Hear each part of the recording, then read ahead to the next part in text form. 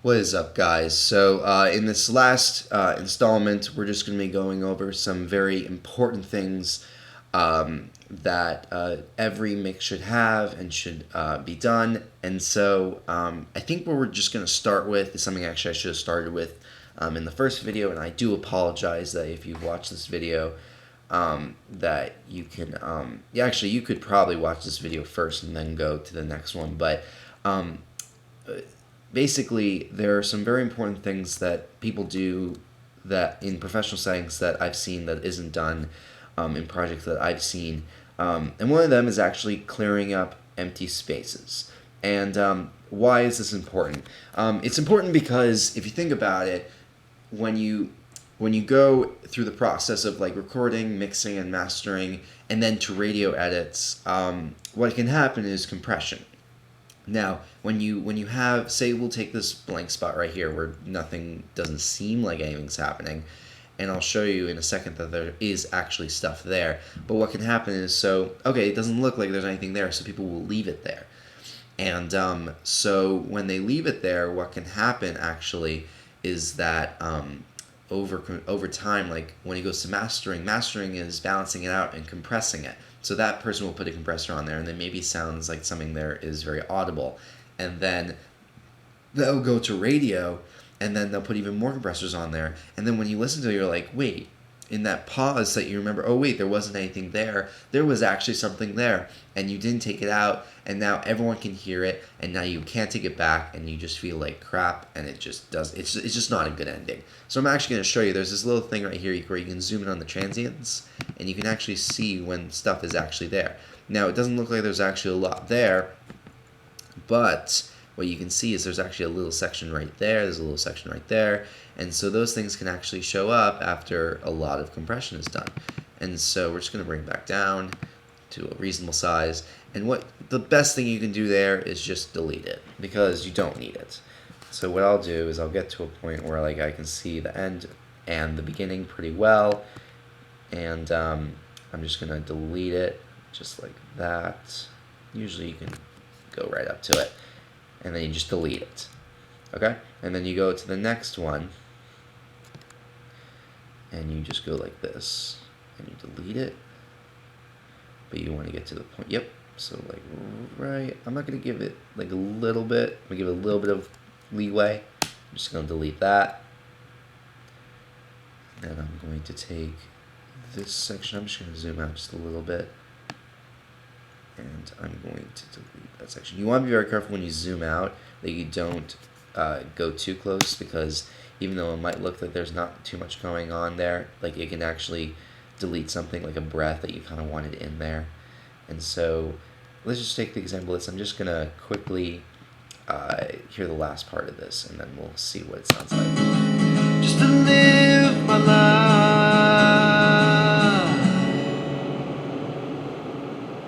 Okay. So I think that I'm going to do it right around there, right where my cursor is. And I'll just delete it right there. Okay, so now I'm just going to do it to, let's do it to this one. I'll just do right around there, just so that if I want to put a delay on it, I can just have a little bit more room to it. Okay, so now we have like a good amount of sections here. And in this part, actually, this is another thing I'll go into very quickly. A lot of people, now there are some artists, like I'll give you an example, like I heard someone told me that let's just take the example. Rick Ross, for example, when he raps, he has these huge, heavy breaths that he takes. So what his engineers will do, since he's actually very conscious, or maybe he is, I don't actually know, but I'll take the example anyway, that he can be super self-conscious about his breaths. And so what they'll do is they'll actually take it out.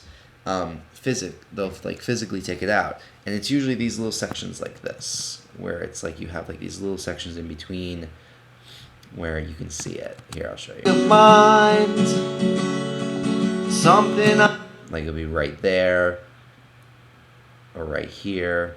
There will usually be like some kind of breath. As you went. So yeah, like right there. Like as you entered my mind. So what they'll do is they'll actually just take it out like this. And then they'll sometimes take it a step further, because if they wanted to line it up with the transient, they'll move it over just a little bit. And that's something called pocketing, which means that everything is exactly on point, and that there's like no real like off time places, and that actually makes it sound a lot more professional. And I can go over that in another video, but just quickly I wanted to kind of like show you like a little bit of like the tedious process of like mixing, and I've done it like where I'll do like full tracks, and like you like go through it, and it can take a long time, but like the end result is like very, very worthy of like doing it.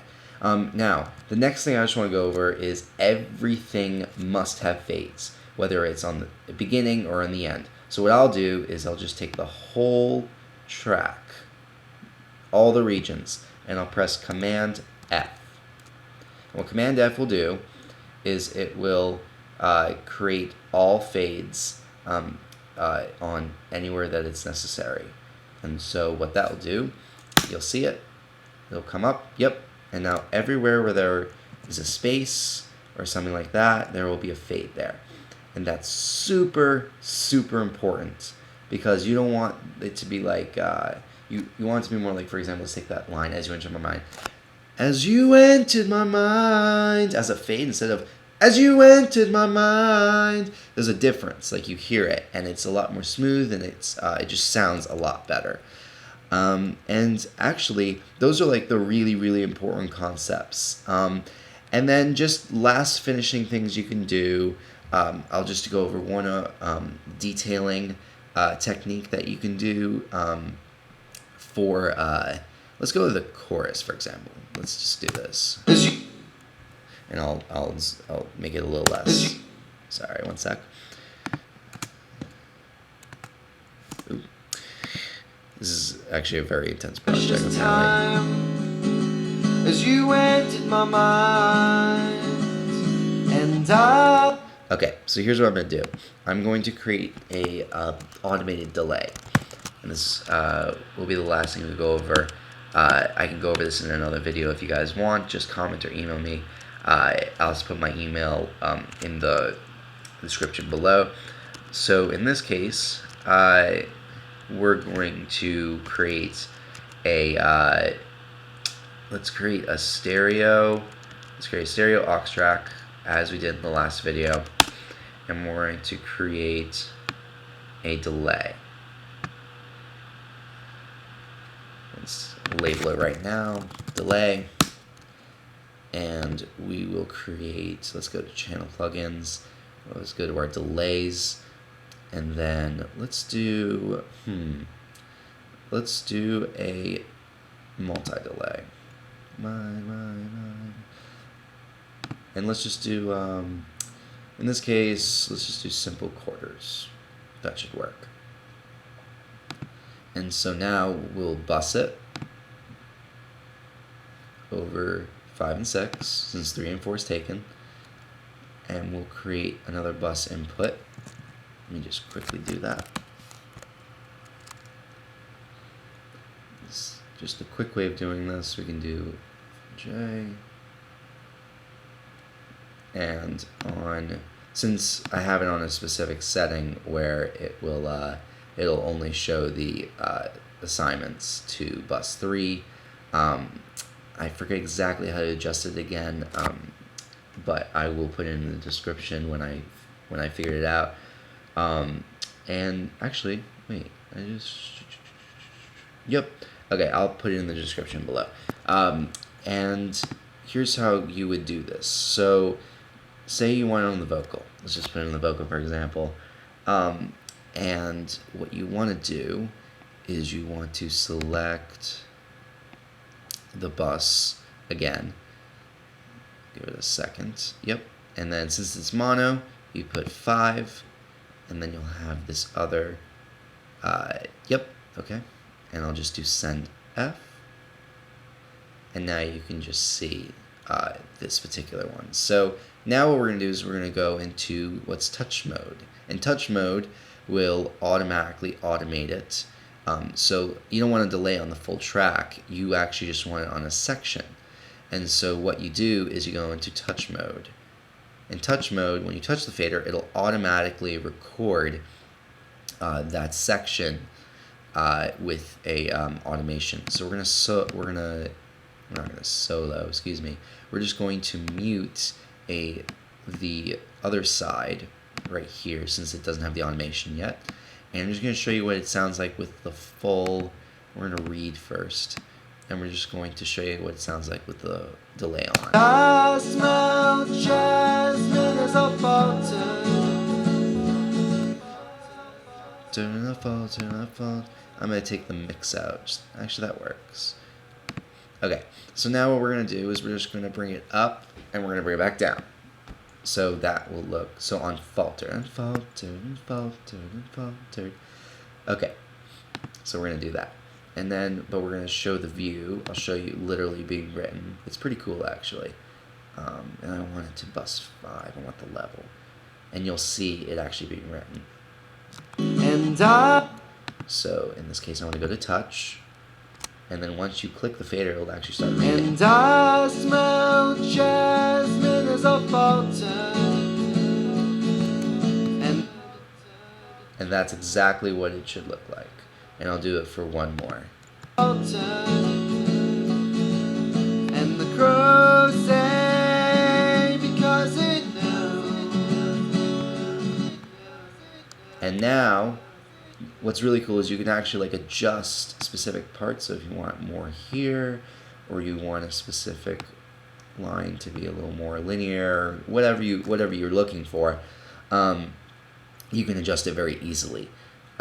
And so in this case, we can just bring it back to read so that when you move the fader around, it won't move as much. And actually, you can just move bus 5 up. And what it will do is it will actually, I believe, bring over the automation as well. So let's take a look at that very quickly, just to make sure. Yep, it'll bring the automation over with it, which is super cool when you're doing stereo. And it's actually a lot easier that you do it on one side of it than the other. And my suggestion actually is if you want to do automation on a stereo track, that you split it into mono, you pan the left and the right, and you do with one at a time, and then you just duplicate it onto the other track. And that will sound like this. Actually, I'll show it to you. I'll show it to you right here. And I smell jasmine as a and the crows say because it knew. So that's super cool that you can do that. And actually, I think I'm going to let's just do it for the rest of the chorus. All right. And let's just do that. And what you do again is you mute this side. You bring back the bus by clicking on it. And then you bring that into touch mode. And we'll do it again. The love weighs on everyone's shoulders. You will always return. Your desire burns. Perfect. Alright, and now what we do is we just duplicate that over again. We can just drag it again. That's fine. And then what we'll do is we'll go level. And it'll do it exactly. It'll ask you to overwrite because it's you did it once before, but just say it's okay to overwrite because it's the exact same thing. And then once you do that, you just bring it back to, in this case, waveform. If it was MIDI, you would just do clips, but you want waveform in this case. So we'll do that again. Bring it out to read mode. It's very important you bring it to read mode, because otherwise you could overdo what you did before. And then you bring it back again, you just click out of that, and then you just bring it back to the mode that you had it before. And then after that, you can just go into File, excuse me, not export. If you want to export, actually, there's another way to do that. I can do that in another video, but you bounce the disk, and then you can do an MP3 or a WAV. The analog output, you always want to do it to the analog output because that's your master. You can see it right here. Analog output 1 and 2, analog output 1 and 2. You don't want to do it mono, you want to do it stereo. The format is different, but basically if you want to have a stereo image, you interweave the two monos. Instead of having it as a left and a right, you can actually just interweave both of them. You can do it as a WAV, an AIF, SD2, and a QuickTime. It's either do it as an MP3 or a WAV, and then you convert during bounce, and the sample rate's fine, and then you just press bounce, and then it'll ask you to do a title, and then you just save it, and you can actually even add it to your iTunes library, which is super useful if you want to just have it straight in there. Anyway, I hope you enjoyed this series on making cleaner mixes. Any questions you have, you can email me, or you can comment in the descriptions below. I'll be more than happy to answer your questions. And any requests for any other videos that you want me to do, I'm more than willing to help, because I'm just here to help. And I really want to see these skills be taken to the next level, whoever's watching this.